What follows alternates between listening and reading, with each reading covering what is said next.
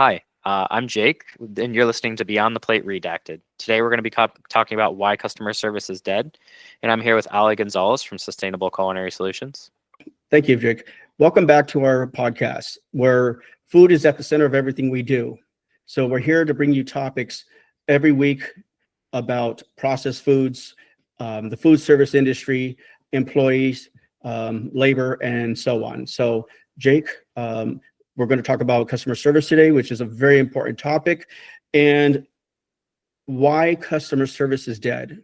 If you can agree with us, you don't have to agree with us, but we're going to discuss this topic today. Yep, and just to start off, we just were talking about the other day about remembering what it felt like to the experience of going to eat out, right? Like you walked into a restaurant. Some places still do this, right? Someone greets you, you feel like you actually mattered.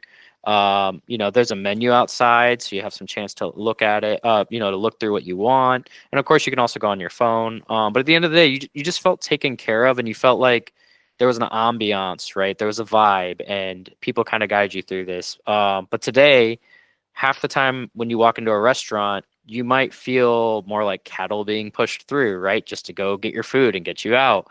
Or sometimes the servers won't even look up or engage with you. So we want to talk a little bit more like, where did the customer service go, right? And before we get started, please don't forget to like and subscribe to this video if you care about getting good customer service and hearing more about what's going on with the food industry.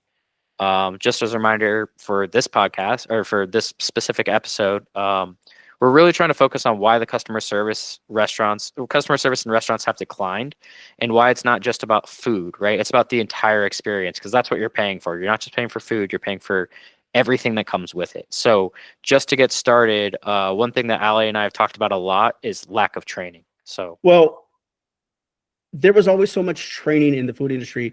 And is it due to labor dollars? And I've dined in over, I can't even count, maybe over 5,000 restaurants across the US. And from little small mom and pop restaurants to some really big chains to some really fine dining restaurants. And what took place, I would say maybe in the 90s and 80s, was a lot different from what we're experiencing now. Now we don't seem to have the manager in the restaurant. Rarely. There's always the exception to the rule.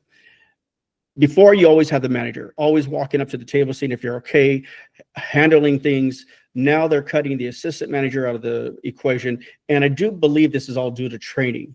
And is it just training alone? Is it because their labor is so high and they're paying the average wait staff, if you're in California, $15 to $20 now an hour, when before, if you're looking at Florida and certain other states, they were paying a minimum wage at $2.16 an hour. So yes, I understood the differences in gratuity, but there's so much things going against this. There's shortage of labor. So if they did 3 turnovers, that means that from 5 o'clock in the afternoon till 10 o'clock, that same table gets 3 customers. Okay, so they keep turning them over. And that section could have 5 tables or 10 tables, depending on the strength of the wait staff. And they'll bring in 4 or 5 waiters for a total of 200 tables. Seatings. And the problem with that is that they can't keep up, and they're running. And there's no busters anymore. When we used to have busters would come and clean the tables, so the wait staff has to bust their own tables now, and which is not good. I mean, especially after we just went through this pandemic. So they're cross-contaminating on top of that. So when they come and wait at the table, they serve the food, then they're picking up the food after you leave, and they might be grabbing 2 or 3 glasses, 4 glasses at a time, and putting them on a tray to get to the back, and then they have to set it on the counter for the dishwasher to take. So there is a lot of cross-contamination. So that's another part of this topic that we could just keep going on. So Jake, what are your thoughts behind that? Yeah, no, I was actually just going to jump in because, as I said, like Ali and I have talked about a lot of these topics before we got in here. One of the stories I remember talking about is I had just gone to some really nice restaurants, especially because I was living in Chicago a little bit. And, like there was just such a big difference. So I'm from South Florida, where going to most restaurants in South Florida, especially more of these fast casuals, like to your point, there was no manager. it's not that I had a bad experience at every single type of those type of chain restaurants that you went to, but there was a big difference when you start getting into like the nicer restaurants. Like it's almost as if the high end restaurants, even through COVID specifically, maintain those quality standards of making sure the manager's going around and that you're experiencing everything there a very specific way. So you can tell there is like a lot of training and a lot of thought and a lot of engagement. Whereas, when it, and what's crazy with that is that's when you're spending a couple $100. But when you're spending what's still I would consider a lot of money, spending like $100, that's I'm talking about for like two people. Um, that's where I started to notice where it's like, well, there is no, like to your point, there's no manager walking around checking on us anymore. There is no like real engagement from the waiter or waitress. In fact, like now I'm having to deal with technology like kiosks and stuff like that. So it's almost like I don't want to say COVID was just an excuse, right? Because obviously it had a massive impact, but people trying to insert technology and just hire people just to get people in order to serve you, like it definitely had a very lasting negative effect on what I felt like my experience was, where you shouldn't feel like I could have just done this at home. And I'm not just talking about the food, I'm just talking about even the overall experience. And I think that's where I felt like I'm seeing a lot of the lack of training is, as you said, like a manager not coming around is a symptom that I notice. The way that they're clearing the tables, those are symptoms that I notice. And I'm not someone that's been in a restaurant, but I do notice these things. And that's where it's like, well, then it's not even worth going out to eat unless I'm going to go to a really nice restaurant. And it's so expensive, I'm going to go out a lot less. Well, I hate to use the G word, but this is what it's mostly about. And when I read up on social media about restaurants and everything, most of the people are saying you need to pay the employees more, pay your cooks more. Why did you open a restaurant if you can't pay them? Well, I disagree with that.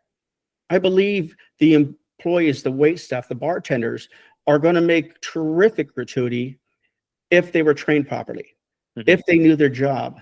But it seems now, forget even the training, it just seems now that they all have an attitude and they're looking at you like you need to tip me 25% or more. And they're unengaged. Mm-hmm. You could wait a half an hour to get a refill. Sometimes they don't even ask you for a refill of a drink. You can drop your fork and you're waiting. You can eat your salad and there's one fork, and they'll take that fork off that plate and put it on the side for you so they don't have to get you a new fork. I mean, the list on customer service and how it's changed over the years. We used to have professional wait staff. In fact, we'd call them waiters and waitresses. Now we call them servers. So I felt wait staff was always a little bit more professional. Bartenders were professional. This was their career. This is what they did for a living, and they made great money at it. I know that some places in New York, San Francisco, Chicago, some fine dining places, the wait staff is making 150 a year or more. They were actually going to law school and dropped out because, and I go back 30 years later, they're still working there. This is where they were a lot more older. Now it seems like every kid that's going to college or out of high school, all the little young kids just barely graduated out of high school are still in high school. They're the hostess or the host of the restaurant. And they come in dressed inappropriately. There's no such thing as a uniform barely anymore in most restaurants. And unfortunately, if you're with your family and they're wearing spandex or see-through clothes or tops that are revealing, there's so much of this going on in this industry nowadays. It's really hard to say that we have great customer service, but I don't know if this new generation cares or not. It seems like they don't care about that. They're not focused on that. And you have these young kids working the bar when old school bartenders could make you a drink, hold a conversation with you, make you feel like you're the most important person in that room. Even the wait staff made you feel like you were top notch and you wanted to tip them in the old days. It wasn't a matter of you didn't even have to think about the percentage, which back in the old days was always 15%. But you never questioned the amount of money you were going to tip them because you just wanted to tip them. Now people are calculating it, and they feel like, okay, we not only we did not get great food, but the service was bad. So if I complained about something in the old days, they would say, you know what, sir, we're going to comp that for you. Let me bring you a glass of wine, or let me bring you a bottle of wine. Let me buy you dessert. Now they're like, oh, we're sorry. We'll tell the manager, or we'll tell the cook, but the manager never comes out and confronts them. Yeah. I think part of that though comes from like the disassociation, and I'm going to blame technology a little bit here. Not because, I mean, I think in some ways technology has helped all industries, right? But what I'm thinking about here is number one with the tipping thing. I think what would cause a disassociation is I don't think it's. I'm not saying the restaurants are never involved in this. I know we've discussed it, so I'm not really sure what the actual reality of it is with these POS systems. But my understanding is that like a lot of the tips are default set by the software because obviously like they want you to tip 30% on your credit card because the POS system and the guy running the transactions, he's the one that gets the cut of that. So like yes, they might be saying, hey, don't forget to tip, but I think it's created this, requirement because I think people always feel like, okay, I should tip something, right? But now it's because it keeps crawling higher and higher. And then with people upset about things like, not to get political, but wage gaps and other stuff, like it's just become this automatic, like, oh, well, I need to like pay this amount because someone's trying to make a living, And to your point, it gets disassociated from the overall service. But there's also all these other elements that I feel like a lot of the servers, or I guess we'll say servers right now, are getting kind of gypped in a lot of ways. Like there's all these things like that I didn't know. Like I didn't know for a while that restaurants employees only get paid a couple dollars an hour because of tips, right? So it just seems like there's all these elements are part of the business side of restaurants that make it really, really hard. And so with that introduction of technology disassociating with tips, and then to your point, all these younger kids coming in and doing this as a job, but honestly, doesn't seem like they're making as much money that they would want to do it as long. Like all of this has led to this breakdown in, what should be like no different from like a tourist experience. Like living in Florida, you go to Florida because you want to go to the beach and you want to have a good experience. Like that element of the restaurant's kind of gone. It's not like a destination to go have a good time anymore. It's just like, I don't want to cook. You want to go out? Like that's not the kind of person that's going to have a great experience at your restaurant. You want them to come out and have an experience and want to come to your restaurant and you do the discount or not the discount, the comp because it's like, no, I want them to come back. Those elements to me seem like they're all missing and disconnected now.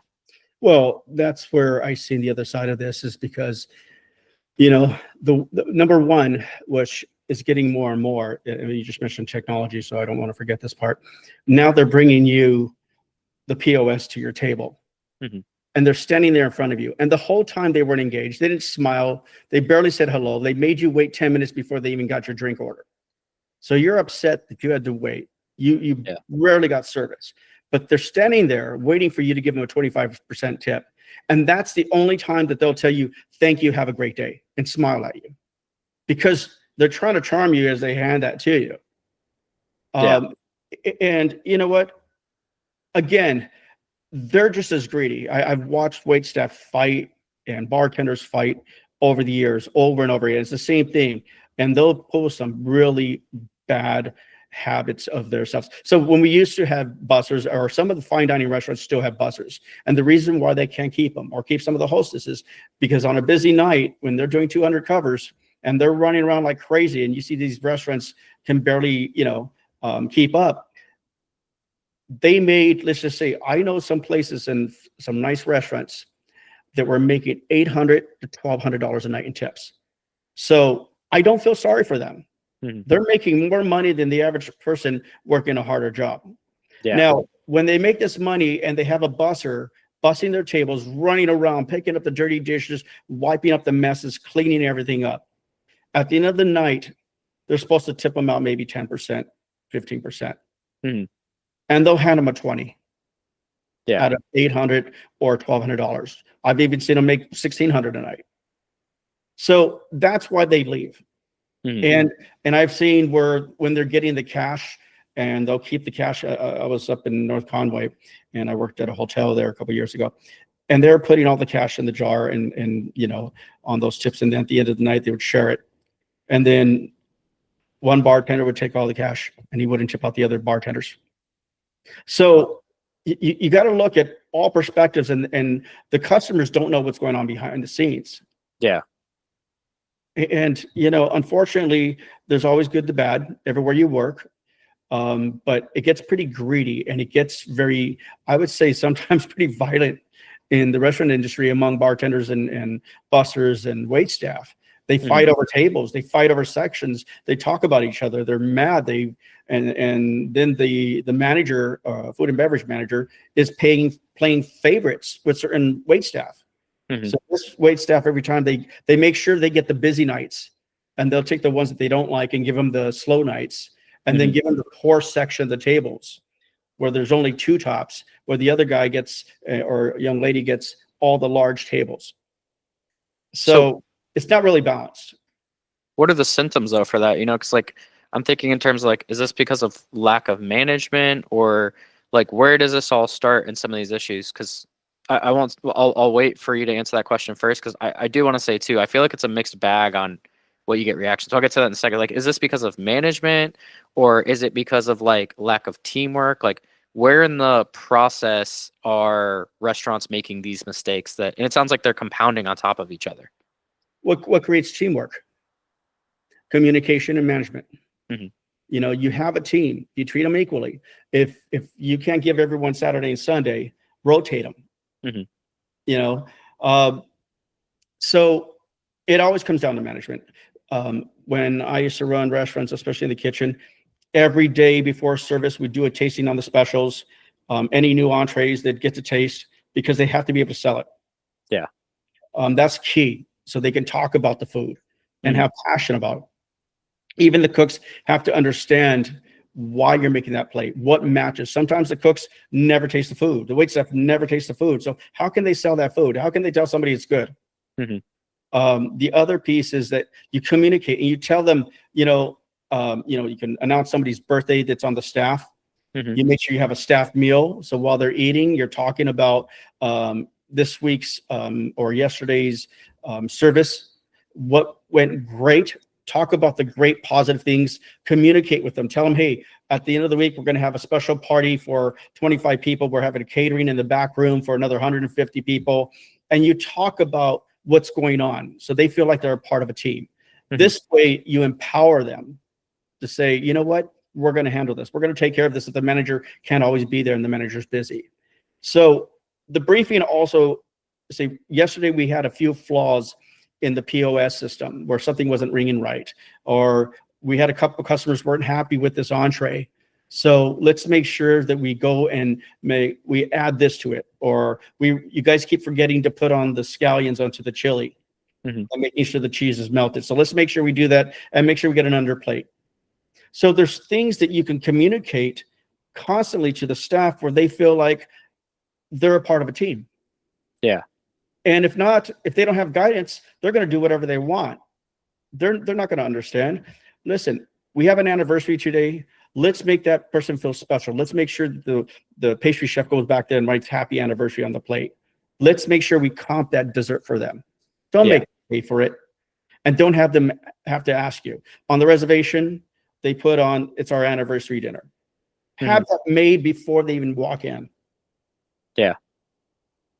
So this kind of reminds me of, I want to, not necessarily about the free part with the anniversary stuff, but more starting to think of waitstaff as salespeople in a certain way. And it sounds like very corporate environment the way you're talking, but not in a negative way. It's just in terms of that communication and that structure that sounds like it or looks in some cases like it's missing in a lot of different restaurants. And I say that because I remember going to eat at Texas Roadhouse with a few friends, and one of my friends, he's a really good sales guy. He's really good at it, and he loves like the whole science behind it.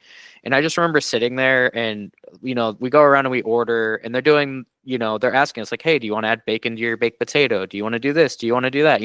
Not a lot of questions, but just enough to make sure we're getting what we want.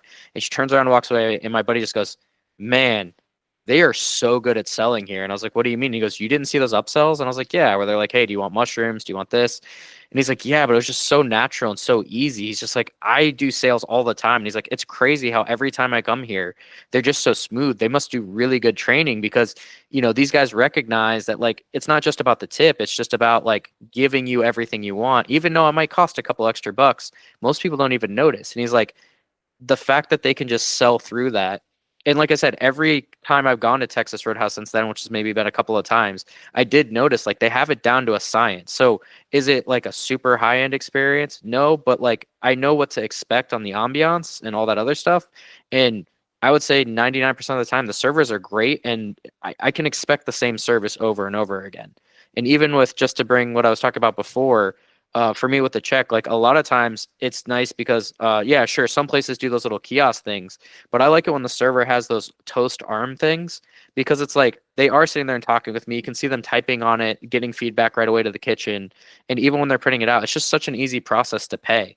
So like I feel like there are a lot of great restaurants, and like I said, Texas Roadhouse is one. I could name a couple others that are just, you know, single restaurants, but I feel like there is a science to this, and there are people looking on the outside that have figured it out, even though I didn't recognize what it was. So you kind of mentioning the communication and the way that they're building teamwork, like it's not like it doesn't exist, and I feel like that gets lost a lot in people's opinions. But there are definitely restaurants out there doing it right, and you can feel it even though you don't know why. And I agree with you. When I'm working around an area where I'm working at a restaurant and I go into a chain or someplace to get a snack or a glass of wine or something, and I see somebody with that kind of engagement, that talent, I'll hand them my card and say, hey, listen, I want you to come work Yeah. for me. Because there are those that are very engaged and it comes natural to them and they see you. And if you're a regular, the minute you walk in, your drink's on the table. Yeah. So you don't even have to tell them what drink you want. And they'll just come and bring you something extra. Hey, listen, the chef made this. So why don't you try it? So there are those that naturally it comes to them, they get it. And again, that's where I say you want to tip them. But then there's those that just, they walk in, they come in with their jacket, they go to the bar, they grab something to drink, they're drinking there in front of you. Or there's wait staff and bartenders that they'll grab a plate of food and they'll start eating there while service is going. And to me, that's just unacceptable. Or Yeah. drinking, because they can go to the back and do that. They have break time. And by law, I follow every break law that there is. You know, timekeeping is really big to me to make sure everyone gets their breaks. Now, when you think about it, that's where management's not engaged. It all evolves around management. I always say it's management. They're the ones that need to make sure the rules are up, the briefings are up, because again, it makes me uncomfortable that I'm watching somebody eat food while I'm trying to get something, or the wait staff is talking in a corner and you can't get any service. You need more ketchup, you want another drink, and you're sitting there trying to wave them down and they don't see you. Yeah. But you see, doesn't mean that I'm being negative on the industry in any which way. I'm just calling out where the industry has changed so much. And it's all about gratuity in their eyes. Yeah. And when you change that mentality out of the restaurants, you know, practices, it will change and they'll be happy to work there. Listen, there's a lot of turnover in restaurants and it's not about the money. It's about the workload, how they're treated, how they're communicated to, because they'll work for you for a long time. I mean, if you watch the old movies and the diners and the sitcoms, you know, you had the waitress that would be there for 10, 15, 20 years. And they were happy to be there. So, you know, and incentivize them. What I used to do is that I bring gift cards to Amazon, $50, you know, $100.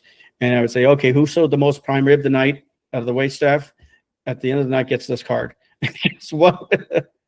Would sell 100 entrees. So it works. You have to incentivize them. You have to inspire them and get them on board to the team instead of not being there, being in the office, not communicating to them, slapping their hand every time they do something wrong. And that's where this industry has come to. Yeah. I don't know if you agree with any of that. No, I do, because I feel like that's more like that inside perspective. 'Cause like I said, I feel like with the outside perspective, it's more of just knowing like, hey, is this actually like running smoothly? Because I think the other side to the tipping part is that like I know when I have a good experience, like I know people are willing to tip 25%, you know, because they're still running by the 25% versus the 10%. So I think that's why I was like on the outside, like that helps me understand more, because from my perspective, it's like I just know whether or not stuff's working or not working. Yes. And so we're going to play you a clip right now on an old movie called Falling Down. And he goes into a fast food restaurant and he's asking about customer service. So Jake, let's play this video so they can see. This is a sample of what really happens out there nowadays.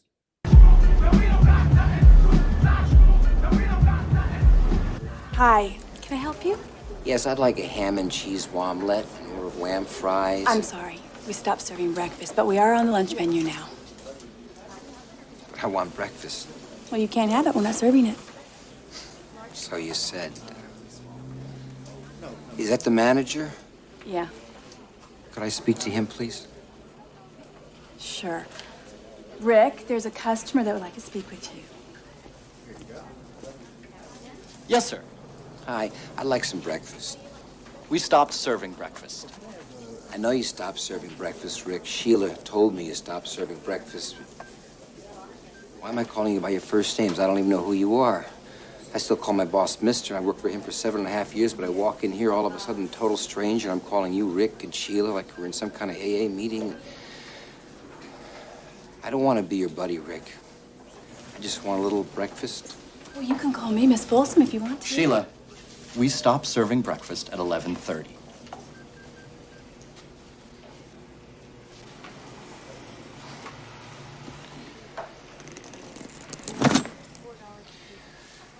Rick, have you ever heard the expression, the customer is always right? Yeah. Yeah, well, here I am, the customer. That's not our policy. You have to order something from the lunch menu.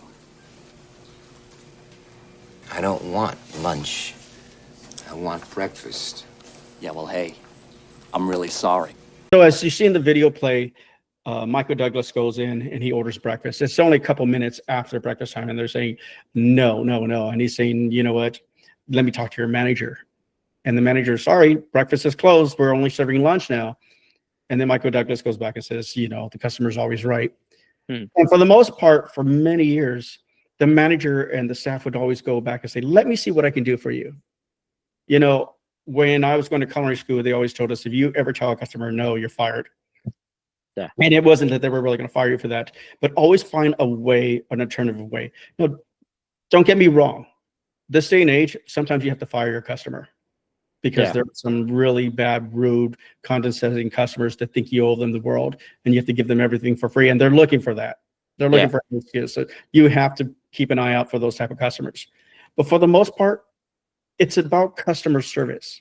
It's about going out of your way. I used to remember working in hotels, and people would come in and then we wouldn't have certain things on the menu. Just always say, yes, give us a minute. Unless we were so busy, we just couldn't even get to it. But if we had the chance or the opportunity, you know, I had a captain of one of the ships out of Long Beach Port would come in and bring his girlfriend, and he loved sliced apples, crostinis, and blue cheese. And that's what he wanted as an appetizer. So I ran to the back, got some apples real quick, sliced them up, got him some, you know, really nice point raised blue cheese, and toasted him some crostinis real quick. And it wasn't hard. That's all. It was a simple thing. And guess what? He'd send $50 to the back every time. So there are those that are looking for something different, and you shouldn't say no. Do your best to, you know, abide by them and to make them feel welcome. Like I always say, service should be first class all the time. It doesn't matter who you are.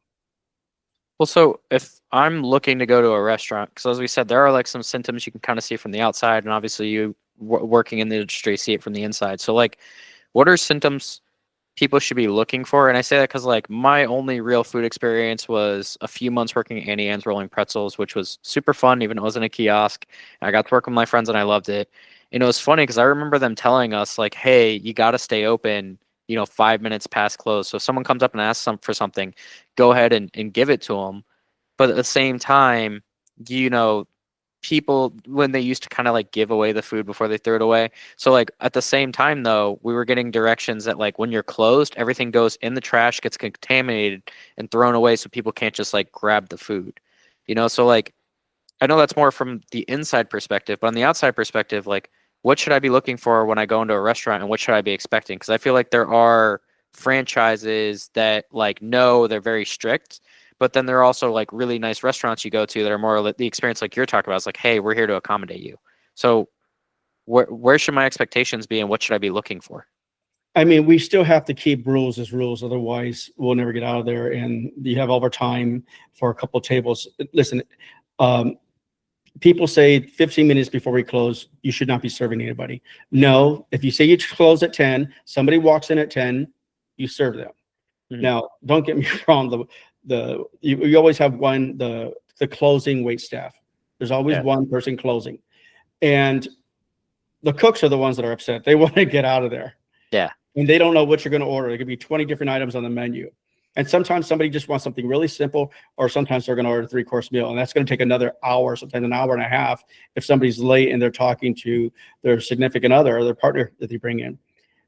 So that is a downfall. But no, I'm not going to open up 5 minutes later. Now, if you're in a fast food chain restaurant or something like that, the rule was, throw the food out regardless. And the biggest reason behind that is because the cooks would always cook extra burgers, extra food, because they would just take it home. They take bags of food home, and that just increases their inventory and their waste. And the restaurants lose money that way. So they have to minimize that and put those rules behind that so that they don't do that. Even though you're going to throw a few burgers and fries and whatever chicken sandwiches away, it's minor comparative. If the employees know, guess what? We can take all this food home. I got a family of 5, and the other guy. So listen, you have to minimize that, because there's always waste. There's always theft in restaurants and fast food. There hasn't been a place I haven't worked where somebody hasn't taken something. And you have to put rules on it. You're not being mean, but you can't allow your staff to eat a prime New York steak. You can't. The cost is just too high.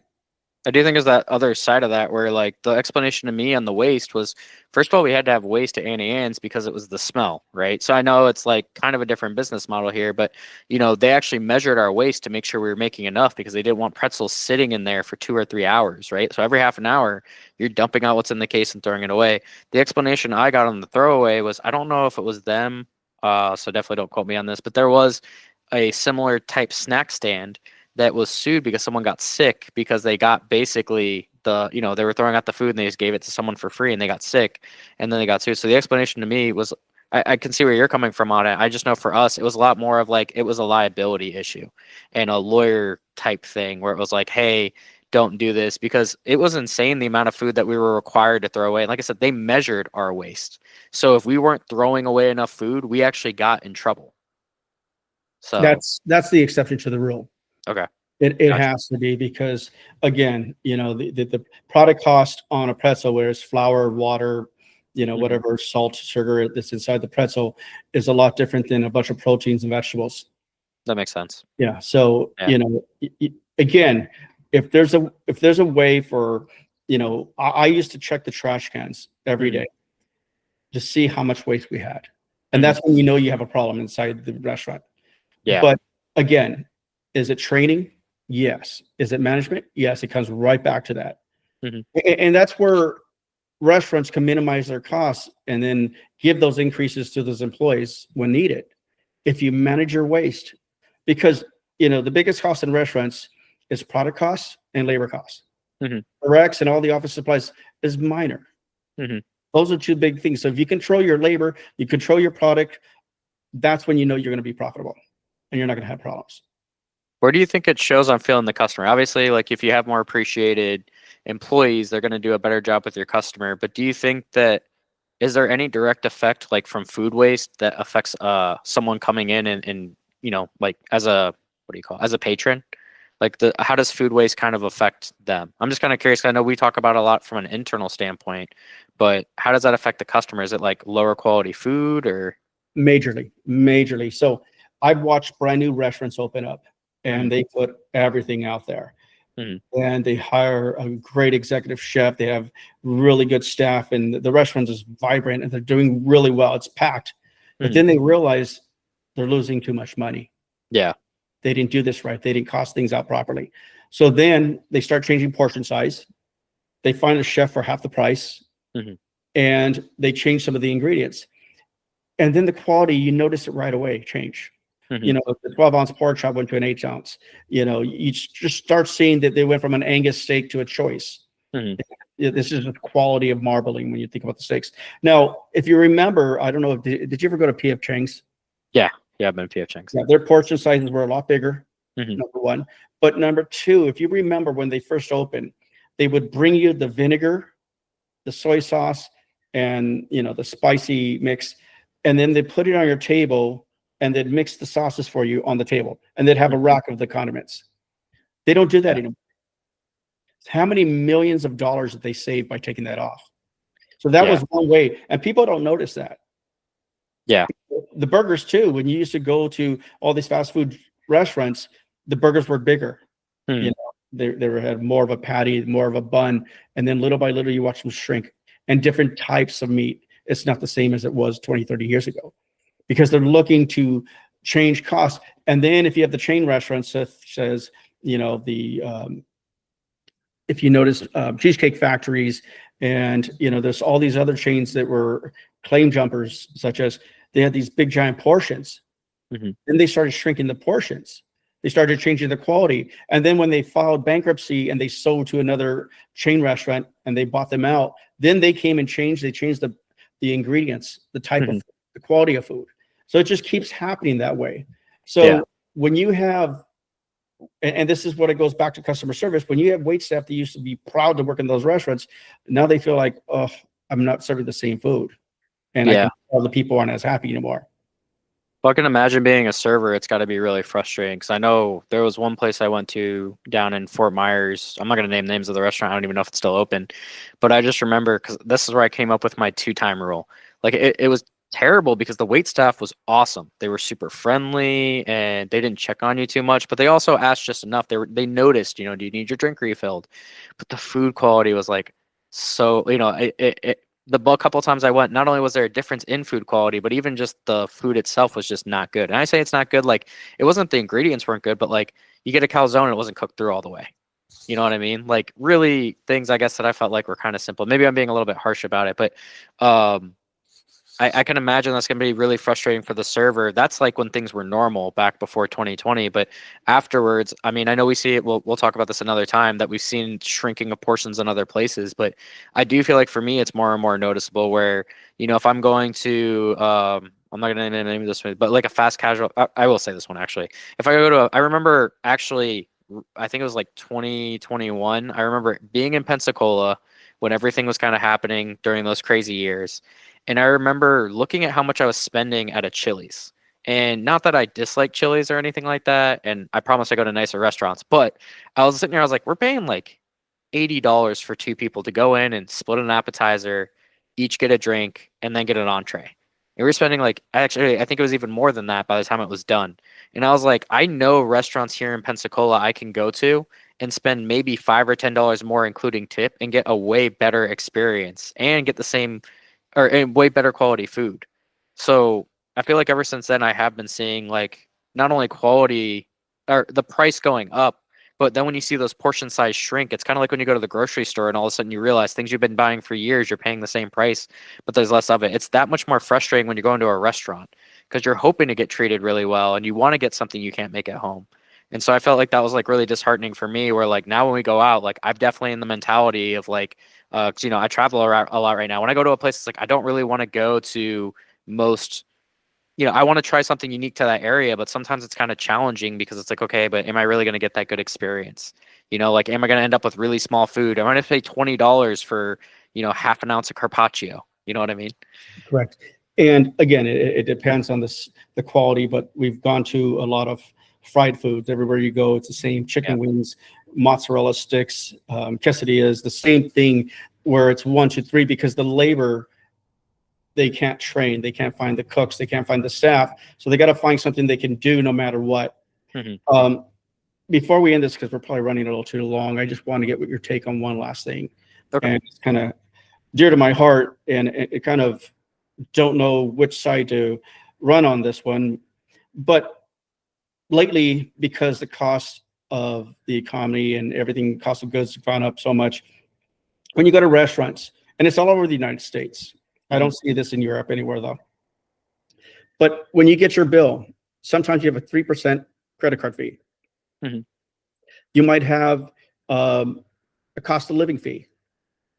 And when you have a 10 to 12% tax on your bill, then you're going to chip out 25%. So you're already at 35%. Then they're adding 3% for the credit card fees, or a cost of living, they'll put $4 or $6 on. Yeah. Or a service fee because they The said they're, service fee. yeah. And it's not like the waitstaff's getting this. So when they add these additional fees, do you feel the customers are subtracting from the gratuity, saying, listen, if I got to pay, when you look at it, 40% more on top of what I ate. Mm-hmm. And people are saying, well, if you can't afford to eat, then don't go out. Well, wait a minute here. That is wrong. In fact, I'm giving your restaurant business no matter what. So you can stay in business. But when you keep adding all these things, I'd rather them take that 3% for the credit card fees. And I know they can go up to $200 to $500, $800,000 depending on the restaurant every year. They're huge. Mm-hmm. But I'd rather you put that 3% into the menu cost. So I don't see it. I don't want to see it. I just feel it's just another way. And everyone's going to say, well, they're trying to stay in business. Yes. Well, then you know what? Cost your food out. Find other ways. Manage your linen costs. Manage your waste management. Before you sit down, make sure you did your due diligence. And I'll tell you the truth, I know a lot of restaurants that don't. Mm-hmm. They don't go back to the vendors and create better rebates. They're not trying to manage their costs better. And I'll tell you this for sure. I'll say over 50% of the restaurants out there, maybe even more, do not have inventory sheets every month. They're not calculating their inventory. They're not paying attention to the bills, making sure that they get credits for food they might have sent back. I mean, honestly, I felt like I felt that when I was living in Chicago, like coming from Florida, and more touristy type areas, even, some of the areas I was living. So I've lived in a few places in Florida. So coming up to Chicago, which I went to college in Chicago, so it wasn't a new place for me per se. But like, I would say I forgot about the service fee. That was something that caught me off guard because like I'm in a city, to your point, that I'm paying 10% tax, right? The food's already more expensive to get it out there, all the other stuff. I did kind of wonder like if it was worth it a lot of times, because I wasn't used to seeing something like a service fee. And even if you tell me that it is going to the menu and stuff, like as a customer, I'm skeptical and I'm wondering, so I do feel like that ends up coming out of the tip side. I wouldn't say it was for me, because I have lots of friends. I know a lot of people, I feel like when you've rubbed shoulders with the service industry, like actually been in it, if you have family members been servers, you feel good about it. But there's actually a lot of people who don't. And I have some of those friends who didn't. I have friends that honestly won't tip when they feel like, that the taxes and the other stuff are too high. And to your point, like people can say don't tip all you want, but the problem is it's getting drowned out by videos and images and stuff you see out there. Like who knows even where it came from. And it's like, oh, if you can't afford to tip 30%, don't go out to eat, to your point. But the reality is the average person doesn't even think that way. Me being in my 30s, I don't know anyone that grew up that way. So yeah, I do think it ends up coming out of the tip part, and like everybody feels bad, but at some point you kind of think like it's not my problem. There's too much going on. Like, why should I have to calculate all these different fees and stuff like that? I should just get that, like what my food cost and then a tip, to your point. Like everything else is your problem as the business owner. So I feel like these confusion I don't want to say tactics, that's not the right word. All these extra things that maybe you might be legally supposed to tell me, but if you're not and you're throwing all these things in front of me, the one variable in this entire thing is the tip. So even if I don't want it to affect it, like if I think that if a customer gets upset about a service fee, I think they're going to take it out on the server's tip. There's no way around that. You know what I mean? It's like a hidden fee in a hotel or something. Well, when something goes wrong in the restaurant, it's not the server's fault. Yeah. That they didn't cook the entree and they get yelled at. I watched Buffalo Wild Wings one time. Yeah. They served the chicken wings to the table, and they get the bill, and they got charged $1 extra per each wing. And then they asked the manager why. He goes, well, the wings, they didn't send us the normal size wings, which were a lot smaller than this. We served you jumbo wings, so we had to bill you this. Now, you could have put a sign up. You could have put it in the menus. You could have made sure the wait staff told everyone, and they didn't. This should not be on me. And that makes the customer mad, and you just, okay, I'm taking $6 out of your tip. Yeah. It's just wrong. Well, it also comes back to what you see in any other industry. I mean, when I did sales, like we used to have a saying, people can deal with bad news, but they hate surprises. And I think that's what it is. Even when you put a service fee on your menu at the bottom, like if I don't know about it till I go there and sit down, which like I might look at your menu, but I'm not going to notice a service fee or anything else. Like, yeah, every single part of that, as you said, it sucks because it goes against the server and it's not their fault, but like it's also not your job as the customer to evaluate every part of the business, you know? So I feel like that's where I'm kind of divided on it, you know? So I agree with you that I do think, well, I would say I do think it affects the server's tips, but I do think it has a lot of it has to do a lot with the muddiness of how business is being conducted in restaurants from an outside perspective. Agreed. And we can go on forever and ever on this topic, and it Yeah. goes forever. You know, We'll make there's sure we do another one on wrong tipping. answer, but I do know that there is a declining on customer service, you know, from experience over the years. And unfortunately, I don't think it's going to change because it's due to increased labor costs, workman's comp, fringe. And, you know, so what they do is when they used to have 8 wait staff on the floor, they cut it down to 5 or 4. And Yeah. that's just the same thing in the back of the house. And you can't blame them to trying to stay in business, but you know, it's just changed. I don't foresee it going back anytime soon. Yeah. I'll wrap up with this part and just say I think the whole point of this, and something will probably go on in future episodes, is hospitality isn't just about food. It's about an overall experience. It's the ambiance. It's the food. It's the entire experience.